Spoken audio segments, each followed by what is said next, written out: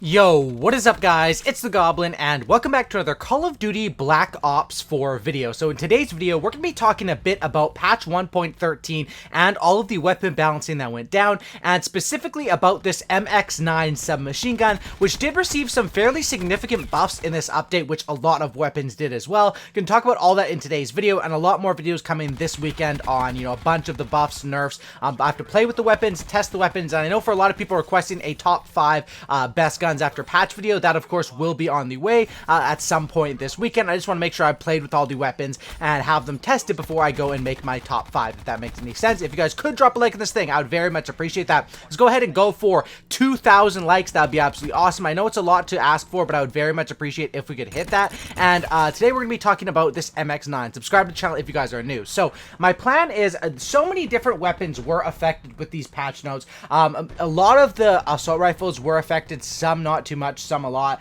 Tactical rifles completely revamped. SMGs had absolutely huge changes, and as well as some other changes to different types of weapons. LMGs also. I want to go through and play with each of these weapons and either do a commentary video on it or a live commentary for some of them, and basically be using all of these new weapons after the update and talking about the buffs and nerfs and how I feel about those weapons. So leave in the comment section down below which weapon do you guys want me to cover next. Today's is the MX9. What do you guys want to see next? Is it going to be the Maddox? Is it going to be the LMG, the Titan? Like what do you, the Swordfish buff? What do you guys want to see? It's all going to be uploaded, but I'm going to have to play through and get video footage and do it with all the different weapons. So let's talk about the MX9 though. And I know a lot of people are going to ask what was buffed with this MX9 and how significant is it? So I'll throw it up on the screen right now. Now for PC only, because SMGs were already super strong on PC, so the meta with that was a little bit different. So for PC only, they added that 5-hit kill range, which I don't think it even existed before on PC. I mean, that's what I'm getting from reading this.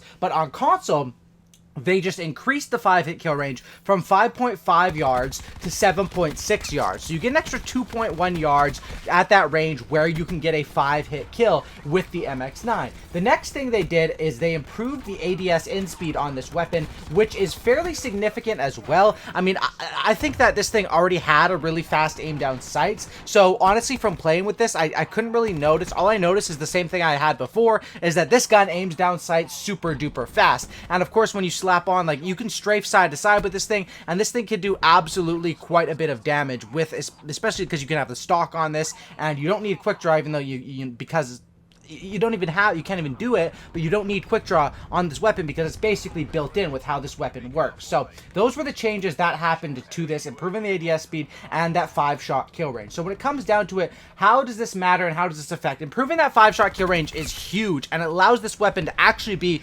decently effective at that close range because you have a little more opportunity to get that 5-shot kill. And then of course, when you go out at distance, this weapon can still take anywhere from 5 to 8 shots to kill. So that's why I class it up.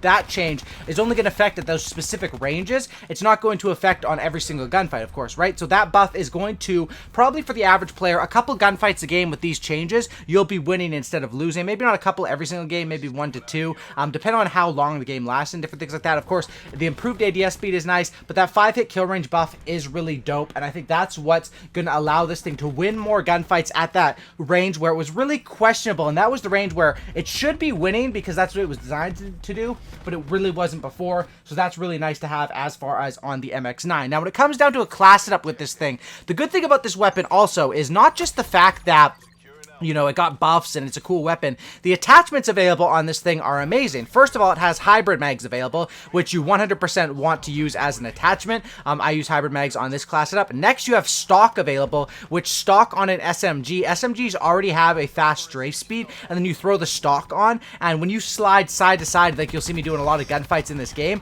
that can win you a lot of stuff, and that is very, very important. And when it comes down to that third attachment, there's 2 choices. I would go with either long barrel, and you might think, long barrel, why does that matter when the range just got buffed? But that's only that 5-shot kill range, that 2.1 yard difference that was buffed. Still, when you're hitting for 6 to 7 or 7 to 8, you know, there's so many different ranges where long barrel still helps this weapon, and you'd be surprised because you would think long barrel you might only need it on a big map, but with SMGs, their ranges are so different from assault rifles, and they're so minimal to their damage fall off, of course, as they should be, because that's sort of the SMG versus assault rifle thing. This gun is, you know, even though the MX9 is one of the more controllable SMGs, it's still not designed to be something that you're fighting and winning gunfights with at a super long range. So with that third attachment, long barrel is definitely my go-to. If you play on like a really small map, like maybe if you're on Arsenal or Summit, you could slap on the rapid fire, but I really like the long barrel, and I find that long barrel, along with these buffs, it really does change the way that this gun plays,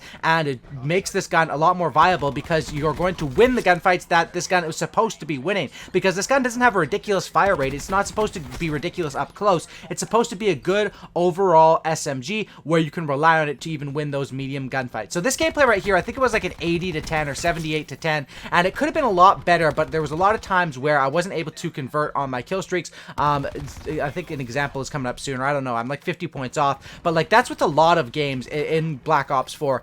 Even if I'm playing it patient, oh yeah, right here I do convert on my streaks, but you know, of course in some games you're going to miss out on converting on streaks, but that's what I run as far as the perks on this thing. I also run it with a elo sight. I know that, yeah, right there, with that thing flashes me, and then I basically, it takes away your aim assist, and it also makes it hard to see, and of course it's also a shotgun, which is designed to, shotguns are designed to be the best guns in the game up close, so it's supposed to smack me in that situation. So as far as the class up, let's get back and finish that. I do rock an elo sight, and I see all the time people saying, why do you use a sight? Why do you use a sight? This gun doesn't need a sight. This gun doesn't need a sight. And those comments are correct. Those guns don't need sights. Some guns don't. Like this gun, you can use this without an elo or a red dot. It's got a decent sight on it. But my thinking is, what would you run instead of that? And some people say, throw on a launcher, throw on a secondary. However, usually I'm not, you know, going into the game expecting the enemies to be getting kill streaks. I'm trying to go off, get my kill streaks up, suppress the enemies, and be able to win because of that, keeping them back into their spawn, right? So that's why I really don't think that a launcher will be the way to go. And I think that elo sight, it really does help me in this game. And even on weapons where I do like their default sights, I still think if the elo is available, why not slap it on? So for the full class up, because I know people are going to want to know, the full class setup is with the elo sight, with the stock, with the hybrid mags, with the long barrel, and my gear is ComSec device to get my streaks a little quicker, and then my 3 perks are tac mask, gung ho, and dead silence. And that's my full on MX9 class setup. So it's the same class setup I was using before, and once I said, like I said before, the only things that I have been debating on this class setup, because, you know, hybrid mags is a no-brainer.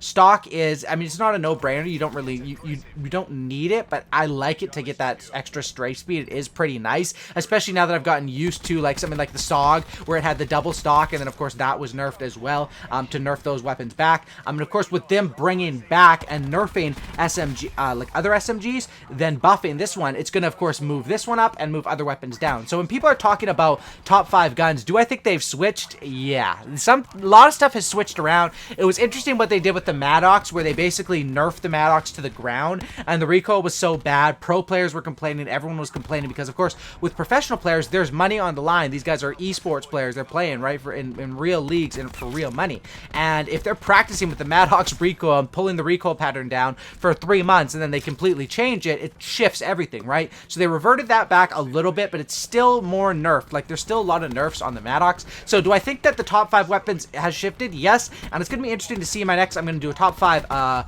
weapon video, then probably a top 5 class setup video, and of course I want to cover all of this stuff with the update, as well as there was a bunch of new camos. So overall, what do I think of this update as far as not just the balance changes, but what it did to the game?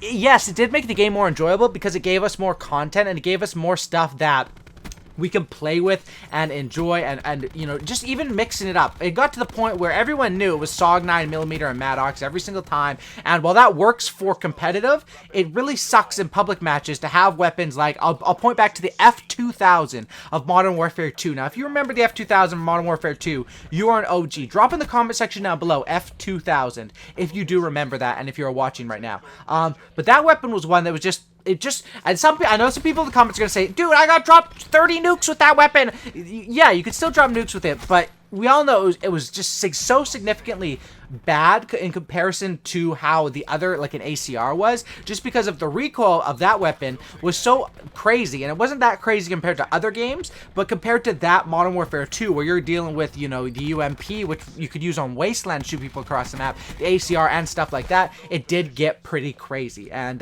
that's basically why I think that nowadays we won't ever have an F2000 again, I hope, and where stuff is going to be constantly updated, buffed, and balanced out. I really do hope that is the future of Call of Duty. And while it did seem that Black Ops 4 and Treyarch took a lengthy break there over the holidays, they eventually got through with the patch notes and delivered a pretty exciting patch that still has a lot of content for me to consume and a lot of stuff, because we didn't just get the balance changes or blackout changes or zombies changes or the new season and contraband stream. We got it all at once, which is pretty crazy, and something Call of Duty's been known to do is they drop everything at once. And of course, I guess it's a new season, new operation. So thanks for watching, guys. Drop a like to this video if you guys could. I'll be uploading much more videos this weekend. Subscribe to the channel if you guys are new, and I'll see you in the next one. I'm out. Peace.